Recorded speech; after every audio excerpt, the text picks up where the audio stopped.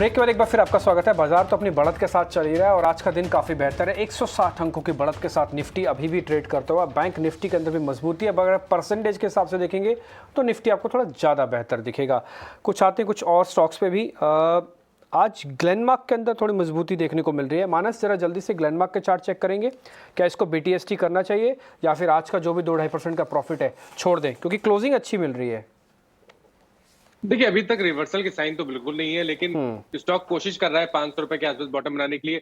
मैं प्रेफर करूंगा कि 527 का लेवल्स जब ब्रीच हो तभी आप खरीदारी करिए, क्योंकि उसके बाद आपको 25 से 30 रुपए का अप मूव मिलेगा और स्टॉक अपने 100 डे मूविंग एवरेज को टेस्ट करने की कोशिश करेगा। तो खरीदारी 527 के ऊपर करती है। हिमांशु, एस्कॉर्ट जरा चेक करना। 1500 का हो गया।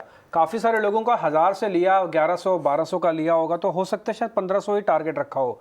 उनके लिए बताइए क्या करना है, और जिनके पास कुछ भी नहीं था उनको क्या करना चाहिए?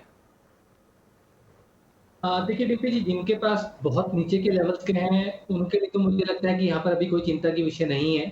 पिछले कुछ दिनों की एक साइडवेज कंसोलिडेशन देखने को मिली है, लेकिन सेटअप जो है, आज निफ्टी ऑटो ने आज एक ब्रेकआउट दिया है और एस्कॉर्ट्स में मूव आना अभी भी बाकी है। डीपी जी, मेरे लिए 1510 1515 एक इंपॉर्टेंट लेवल है। जैसे ही ये स्टॉक इसके ऊपर निकलेगा, मेरा ऐसा मानना है कि ये स्टॉक नए हाई 1600 रुपए के ऊपर दिखता हुआ आपको नजर आएगा।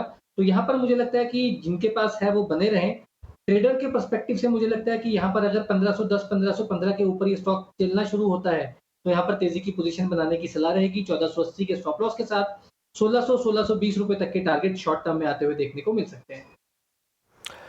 सुदीप, एक आखिरी सवाल होगा, ये जी एंटरटेनमेंट में क्या करना चाहिए एक इन्वेस्टर को? क्योंकि फाइट तो 3 बड़े प्लेयर्स के साथ है। एक तरफ इन्वेस्को है, दूसरी तरफ जी की अपनी मैनेजमेंट है। वो ये कहती है कि इन्वेस्को जो कर रहा है वो तो गलत कर रहा है। अब मामला NCLT के अंदर भी, अब कोर्ट के अंदर भी एप्लीकेशन चली गई है। तो बतौर एज एन इन्वेस्टर मेरे को करना क्या चाहिए जी के अंदर? लेकिन जो भी होगा, चाहे इन्वेस्को के पास जाए पूरा राइट EGM का, चाहे नहीं जाए, जो भी होगा बड़ा रिएक्शन तो एक बार देना बाकी है। तो हमारी सोच, हमारी अप्रोच क्या होनी चाहिए जी के प्रति, जी एंटरटेनमेंट के प्रति? देखिए, मेरा व्यू तो पॉजिटिव है। हम लोगों ने जी पे पॉजिटिव व्यू बहुत पहले से लिया था, क्योंकि बहुत ही अंडर वैल्यूड दिख रहा था और fundamentally there was no problem. Programs ठीक ठाक चल रहे थे। जो TRPs आ रहे थे वो भी ठीक ठाक थे। प्रॉब्लम मैनेजमेंट को लेके था। प्रॉब्लम जो शेयर होल्डर्स की इशू थे वही बड़ा इशू था। मैं इस प्रॉब्लम को आज के दिन में जो हो रहा है उसको मैं इस तरह से देखना चाहूंगा कि अगर हम मानते हैं कि सोनी वाला मर्जर, सोनी वाला कंसोलिडेशन हो जाएगा और जिसकी संभावना बहुत ज्यादा है, अगर इन्वेस्को पीछे हट गया तो ये डन डील है। अगर इन्वेस्को पीछे ना भी हटा तो भी लगता है कि ये डील पे शायद इन्वेस्को भी ऑब्जेक्ट ना करे। और अगर सोनी जी का कंसोलिडेशन होता है तो बहुत अच्छा फोर्स इंडियन मार्केट के लिए एक जो बुके जो बन रहा है वो बहुत ही तगड़ा बुके है, with leading TRP numbers, leading market share. तो इसके चलते जो कंबाइंड एंटिटी होगा उसका ताकत बहुत ज्यादा होगा। और अगर आप निवेशक हैं, आप थोड़ा रुक सकते हैं, तो हमारी सलाह तो यही होगी कि आप निवेशित रहिए। सुदीप, बहुत शुक्रिया आपका, थैंक यू वेरी मच आज कार्यक्रम में जुड़ने के लिए। जल्दी आपसे मुलाकात होती है और नवरात्रि की आपको बहुत बहुत शुभकामनाएं हमारी तरफ से। चलिए बिल्कुल, एक बार कुछ स्टॉक्स पर नजर डालते हैं। अब एक बार हिमांशु से जान लेते हैं। हिमांशु, सुबह से ही टाइटन ने तो खैर अपनी जो स्पर्ट थी उसको लूज ही नहीं किया, फ्रिजल आउट ही नहीं होने दिया। MCX पे एक दूसरा काउंटर है, क्योंकि न्यूज फ्लो इसमें भी था। क्या आप मानते हैं कि यहाँ पर अभी भी ट्रेड बनता है? बिल्कुल प्रियंका, मुझे लगता है कि पिछले आधे घंटे में इस स्टॉक में स्ट्रॉन्ग OI एडिशन देखने को मिला है। पिछले 2-3 दिनों से हम इस स्टॉक में ऑलरेडी एक मोमेंटम भी बिल्डअप होता हुआ नजर आ रहा है और जिस तरह से जो चार्ट फॉर्मेशन है वो ये बता रहे हैं कि ये स्टॉक एक काफी बड़ी मूव के लिए धीरे धीरे तैयार हो रहा है। तो मुझे लगता है कि यहाँ पर 1760 1770 अच्छे रेजिस्टेंस जोन थे आज के लिए, जिनके पास अगर मिलता है तो वहां पर तेजी की पोजीशन स्टॉक में फिर से बनाई जा सकती है। 1740 के नीचे का स्टॉप लॉस यहाँ पर लगाने की सलाह रहेगी। और प्रियंका जी, मुझे लगता है कि ये स्टॉक अगर 1800 के ऊपर सेटल होता है तो 1950 से 2000 रुपए तक का बड़ा मूव MCX में आप आने की एक्सपेक्टेशन रख सकते हैं। तो मुझे लगता है कि यहाँ पर बिल्कुल तेजी की पोजीशन बनाने की सलाह है। चले चलने के बाद भी अभी भी मौका बना हुआ है। 2000 तक के लेवल्स देख रहे हैं हिमांशु MCX में। कुछ और काउंटर्स जहां पर अब आज भी मोमेंटम सुबह से ही तेजी का बना हुआ है। IRCTC में क्या करें हिमांशु अब? देखिए, आज हमने देखा था कि सुबह भी स्टॉक ने नए हाइज़ के साथ खुला और अपने जो गेन्स हैं इंटरेस्टिंगली, वो ये स्टॉक होल्ड करता हुआ नज़र आ रहा है। स्टॉक 4% आज के सेशन में भी ऊपर है, 4700 के आस-पास खड़ा हुआ है। तो प्रियंका जी, हमने जैसे कल भी बात की थी स्टॉक के बारे में कि मुझे लगता है कि एक इवेंट है यहाँ पर खड़ा, स्टॉक स्प्लिट की बात है। उससे पहले कहीं न कहीं मुझे ऐसा लगता है कि ये स्टॉक जल्दी में है 5000 तक का एक साइकोलॉजिकल टारगेट अचीव करने के लिए। तो जो निवेशक हैं यहाँ पर बिल्कुल बने रहें। ये एक ऐसा स्टॉक है जो आपके लॉन्ग टर्म पोर्टफोलियो का हिस्सा होना चाहिए। शॉर्ट टर्म में ट्रेडिंग के लिए मुझे लगता है कि यहाँ पर अब रिस्क रिवॉर्ड उतना फेवरेबल नहीं है, तो फ्रेश खरीदारी से अब यहाँ बचें। ठीक है, बिल्कुल फ्रेश खरीदारी ना करें, लेकिन जो 2 क्यूज़ हैं, एक तो आईआरसीटीसी में 29 अक्टूबर को शायद इसमें स्टॉक स्प्लिट है, और उससे पहले ये जिस तरह से नए प्लान्स हैं इनके क्रूज टूरिज्म के बाद अब कई सारे और प्लान्स हैं, नए पैकेजेस की बात है, और यहाँ पर ट्रिगर्स बहुत सारे हैं जिसके चलते आईआरसीटीसी में हमने देखा लगातार तेज़ी बनी हुई है, और अब शायद ये 5000 तक के लेवल्स भी जल्द ही देखने को मिल सकते हैं इस काउंटर में। कुछ और स्टॉक्स टिम्पी आप ट्रैक कर रहे हो? बिल्कुल, उसमें मेरे को दिख रहा है वो है सीमेंस का एक शेयर। मानस, एक बार सीमेंस के चार्ट खोलना, आपको शेयर ठीक दिख रहा है क्या? सीमेंस की आपको पोजीशन लेनी चाहिए? जी बिल्कुल, देखिए उसका एक रीजन मैं आपको बताऊं कि पिछले हफ्ते स्टॉक ने करेक्शन के बाद अपने 20 वीक मूविंग एवरेज पे सपोर्ट लिया था और वहां पर पुल बैक देखने को मिला था। अभी 3 या 4 दिन पहले की बात है जब स्टॉक ने कंफर्मेशन दिया रिवर्सल का, जब 2190 के लेवल्स ब्रेक हुए। मेरा समझ है कि ये रैली कंटिन्यू रहेगी कम से कम 2325 के स्तर तक। तो करंट लेवल्स पे आप खरीदारी कर सकते हैं। 2185 के नीचे आपको स्टॉप लग सकता है। एक और शेयर आप देखो मानस, आप ही देखो जरा, वो है टाटा केमिकल्स।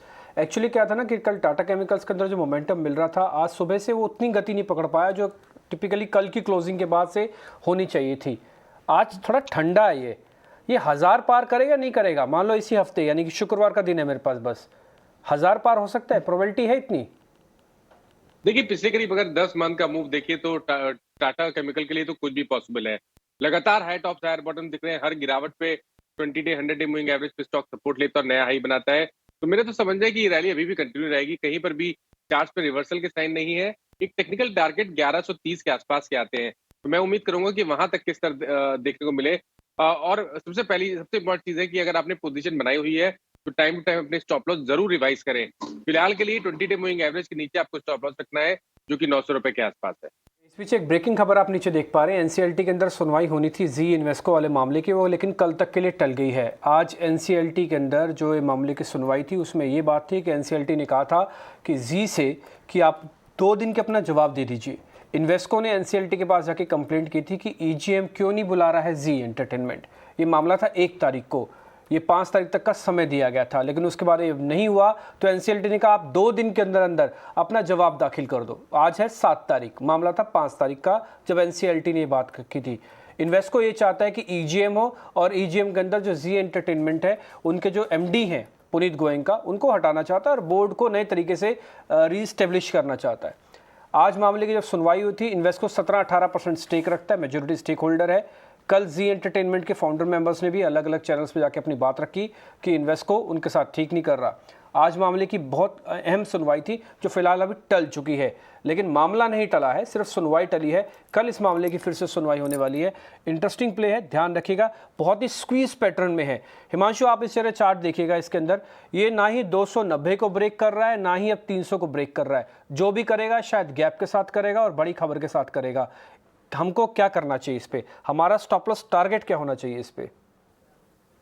बिल्कुल डिम्पी जी, देखिए पहले भी एक्चुअली स्टॉक 2 बार जब भी मूव किया है तो कैप के साथ किया है, न्यूज़ फ्लो के चलते किया है, और मुझे लगता है कि जितनी तेजी से स्टॉक में 200 के नीचे से मूव आया और 350 रुपए तक का मूव आता हुआ देखने को मिला, तो कहीं ना कहीं वो जो शॉर्ट टर्म में इतनी बड़ी मूव मिली है, कहीं ना कहीं वो डाइजेस्ट यहाँ पर चार्ट करते हुए नजर आ रहे हैं। मुझे लगता है 280 के नीचे का आपका एक स्टॉप लॉस होना चाहिए, जो कि ट्रेडिंग के पर्सपेक्टिव से जिन्होंने ये स्टॉक लिया है। 280 के नीचे अगर ये स्टॉक बंद होता है तो मुझे लगता है कि यहाँ पर मोमेंटम फिजल आउट हो सकता है। ऑन द अप साइड यहाँ पर स्टॉक ने कल एक मोमेंटम पिकअप करने की कोशिश की थी जब 305-307 रुपए तक ये गया था, लेकिन उसके बाद वापस से थोड़ा सा एक साइडवेज मूव स्टॉक में मिली है। 307-308 रुपए के ऊपर जब भी डिम्पी जी स्टॉक निकलेगा तो मुझे लगता है एक बड़ा मूव यहाँ पर बनेगा वापस से, और उस कंडीशन में स्टॉक 330-340 की तरफ जाता हुआ नजर आ सकता है। ठीक है, बिल्कुल। हिमांशु, एक स्टॉक और नजर डालें। आप सुबह से देख रहे हैं होजरी स्टॉक्स पर भी आज मोमेंटम तेज है, लेकिन अभी पिछले 15 मिनट में वीआईपी इंडस्ट्रीज में अब जो तेजी है बढ़कर अब 9% हो गया है काउंटर। लगभग पिछले 15 मिनट में इसमें अच्छा खासा एक मूव देखने को मिला है। क्या यहाँ पर आप देख रहे हैं, क्या अब यहाँ पर प्रॉफिट बुकिंग की सलाह होगी, या फिर लास्ट के हाफ एन आवर में जब इतनी तेज वॉल्यूम के साथ जब खरीदारी होती है तो क्या ये सस्टेन कल भी करेगी, ये सवाल रहता है। तो प्रियंका जी, कोइंसिडेंटली ये स्टॉक मैंने डिसाइड किया था कि कल मैं सुबह इसको बाजार से पहले अपनी जो कल के लिए रिकमेंडेशन है वो दूंगा, तो आप मेरी तरफ से इसको एडवांस में ले सकते हैं। आज वीआईपी इंडस्ट्रीज ने एक बहुत ही बड़ी रेजिस्टेंस जोन पार किया है 520-525 रुपए के ऊपर, और ये काफी हफ्तों की कंसोलिडेशन थी यहाँ पर, जिस पर स्टॉक वापस से काफी समय से कंसोलिडेशन दिखा रहा था। ह्यूज वॉल्यूम्स के साथ यहाँ पर आज ब्रेकआउट आता हुआ नजर आया है, और मुझे लगता है कि ये स्टॉक अपने ऑल टाइम हाइज जो कि 600-610 रुपए के आसपास है, वहां तक का मूव दिखाने के लिए तैयार है। तो वीआईपी इंडस्ट्रीज में मुझे लगता है कि यहाँ पर करंट लेवल्स 545 रुपए के आसपास भी खरीदारी करी जा सकती है। अगर कोई डिप मिलता है 535 रुपए तक का, तो वहां पर पोजीशन को ऐड करने की सलाह रहेगी। 520 रुपए के स्टॉप लॉस के साथ 600 रुपए तक के यहाँ पर शॉर्ट टर्म टारगेट्स के लिए वीआईपी इंडस्ट्रीज में खरीदारी की सलाह है। हमारे मेहमान लगातार आपको कुछ बेहतरीन कॉल्स दे रहे हैं। राजेश अग्रवाल भी कह रहे थे कि उन्होंने शोभा डेवलपर्स बताया, गोदरेज प्रॉपर्टी बताया, एमसीएक्स बताया जो कि अभी हाई पे हैं।